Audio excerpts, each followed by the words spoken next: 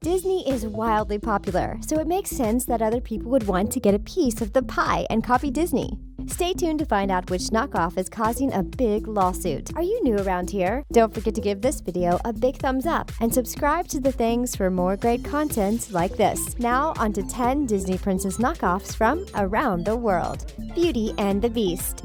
Some of Disney's most popular movies are the ones that involve Disney princesses. Just think about it. Those movies are the epitome of fairy tales. So it only makes sense that other companies would want to copy something that is so successful. Which brings us to Golden Film's Beauty and the Beast, which is basically an exact replica of the Disney classic. Except that in this new film, Belle is a blonde. But even with the slight change, it doesn't seem like this movie should have been allowed to be made. It even has the same name as the original. The storyline is a bit different though. In this film, Belle has siblings. She spends a lot of time with them and also helping the less fortunate. One day, her father's cargo ships are lost in the China Sea, so the family loses most of their wealth. They then have to move into a small cottage and have to work in the fields. One day, they get word that one of the ships has survived, so the father goes to the harbor to retrieve it. On his way back, he gets lost in the forest and decides to spend the night in a castle on the way. While there, he sees a rose and cuts it for his daughter and is imprisoned. From there, the stories are pretty much the same. The Little Mermaid.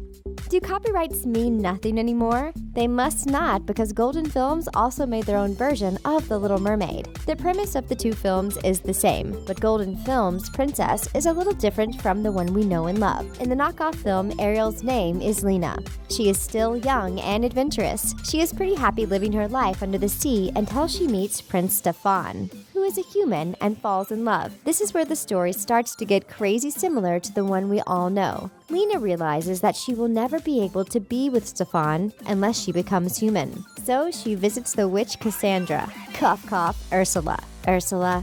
Cassandra, then turns Lena human in exchange for her voice. But first, she warns her that if Stefan marries someone else, she will be turned into sea foam. Harsh, right? Luckily for Lena, it all works out in the end, but no one is really surprised. It's a fairy tale after all. You can't have the main character risking it all for love and then spending eternity as foam. That would not be inspiring at all. At least both versions of the movies have happy endings. Pinocchio. Okay, Pinocchio may not be a Disney princess, but his film was ripped off too, so we had to mention it.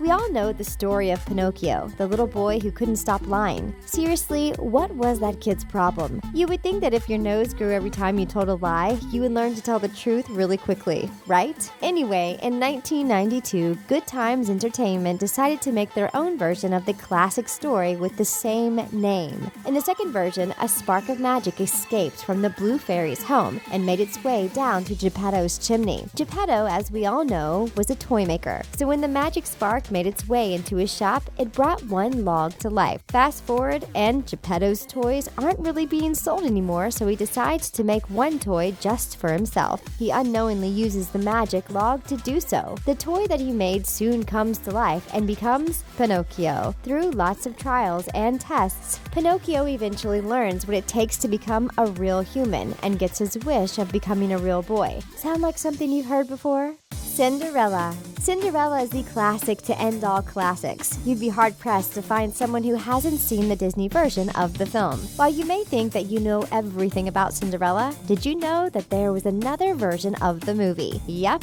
In 1994, Jetlag Productions decided to make their own version of the film. In this film, we actually see Cinderella's mother for a bit, but she soon becomes ill and passes away, leaving Cinderella motherless and her father wifeless. Of course, Cinderella's dad doesn't stay single for long. He eventually goes on to marry a woman with 2 daughters. Unfortunately for Cinderella, the woman is pretty much the spawn of Satan, and her 2 daughters are just as evil. When the father goes away on a business trip, Cinderella's stepmother and sisters take away all of her things and force her to act as a servant in her own house. She is even made to sleep on a straw mat in front of the fireplace. But her luck changes when she makes her way to a ball that the king is having for all single women in the kingdom, and you know the rest. Cinderella goes to the ball, the prince falls in love with her and won't rest until he finds her again.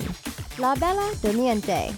Not to be left out of the copycat world, Sleeping Beauty has also been made over. La Bella Durmiente is the Spanish version of the film. The title pretty much translates to The Pretty Girl Sleeps, which is exactly what Sleeping Beauty did throughout the whole film. There is also a Japanese-American version of the film that Good Times Entertainment released in 2002 as part of the Collectible Classics line of films. In this film, the princess's name was Princess Felicity and not Aurora, but the basis of the movie is the same. The film starts out in a kingdom where the king and queen have been wanting a daughter for a long time. Once they finally have one, they have a huge celebration. Each of the fairies in the kingdom was invited and asked to be the godmother of the girl, all except the evil fairy Odelia. Because of this, Odelia gave the baby a curse, saying that when Felicity is 16 years old, she will prick her finger on the spindle of a spinning wheel and pass away. The other fairies were able to change the curse so that Felicity would not pass away once she's pricked. Instead, she would fall into a deep sleep that would last for 100 years unless she is kissed by her true love. You know how the story ends.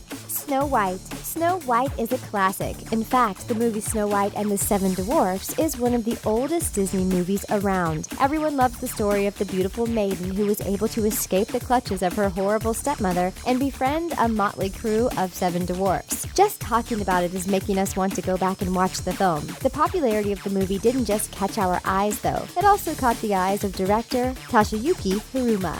And because of that, a Japanese-American version of Snow White was created. In Disney's film, Snow White has short black hair and is quite pale. In this version of the film, Snow White has long, flowing black hair and looks to be a bit tanner than her Disney counterpart. In this film, though, she is sent away to live in the woods because of the jealousy of her stepmother, whereas in the other film, she ran off to the woods to escape her stepmother. From there, the storylines are pretty similar. Snow White meets the seven dwarfs and then eventually her true love. Don't you just love when everything turns out right? Young Pocahontas. Everyone knows the story of Pocahontas. She was the daughter of a native chief. She loved nature and loved her tribe, but she also loved exploring even more. When she fell in love with John Smith, her world turned upside down. He was there to colonize her lands, but instead she fell in love with him. Later, when he was captured, she risked her life to save him. But what we don't know about Pocahontas is what happened before that. What happened before her dad wanted her to marry Kocoum? What happened before she met John Smith and changed her life forever? We don't know, which may be why Illumination Filmworks decided to make a movie called Young Pocahontas. The movie showcases Pocahontas' life before the Disney story. But was that really their story to tell? If Disney came up with the story of Pocahontas, then shouldn't they own the rights to the whole story? How can another company just come in and make a version of the movie that is supposed to occur before the one that Disney made? It really makes no sense. We need some answers. Speak for yourself, Illumination Filmworks. We need answers and we need them soon. Esmeralda. So technically, Esmeralda isn't a Disney princess in real life, but in our hearts, she is just as much of a princess as Belle or our girl Cindy. The movie, The Hunchback of Notre Dame, follows her in her friendship with Quasimodo, who lives in the clock tower. Through the course of the movie, the two develop a friendship that not only defied odds, but was ridiculously heartwarming as well. The movie was so great, so of course there have been copies. Take The Secret of the Hunchback, for instance, which was created by UAV Corporation in 1996. This movie was basically just a lower-budget remake of the Disney classic, but UAV Corporation wasn't the only company that wanted to get their hands on this classic tale. Jetlag Productions and Good Times Entertainment also collaborated to make their own version of The Hunchback of Notre Dame in 1996. Even with all of these fakes, no one loved any other version of the movie more than Disney's. How could you? Disney's version was the first and best, and it had the only version of the characters that made any sense. When it comes to bootlegging Disney movies, other companies should just take a seat because no one is ever going to choose a Disney knockoff over the real thing. Tangled Up. In the previous entries, it seems like Disney just lets people copy them, doesn't it? All these knockoff princesses and knockoff movies don't seem to really have any repercussions. But when it comes to Tangled Up, which is the UK version of the popular movie Tangled, Disney is not taking it lying down. Disney is suing the company Bright Spark Productions that made the film. Apparently, this isn't the first time that Bright Spark has done something like this. The company has been around since 2006 and has been selling Disney knockoffs for around $12 a piece both online and around the world. When they released Braver, which was a spin-off of Disney's Brave, Disney finally decided they had had it. In a statement, Disney said that people place a lot of trust in Disney and the quality of their films. They said that the other company was causing confusion among Disney consumers and that they felt as if they needed to protect their loyal consumers. The statement went on to say that Disney believes that Brightspark has a pattern of misguiding their customers and is making it hard for Disney customers to trust what they are buying. So much drama. We can't wait to see how this all turns out.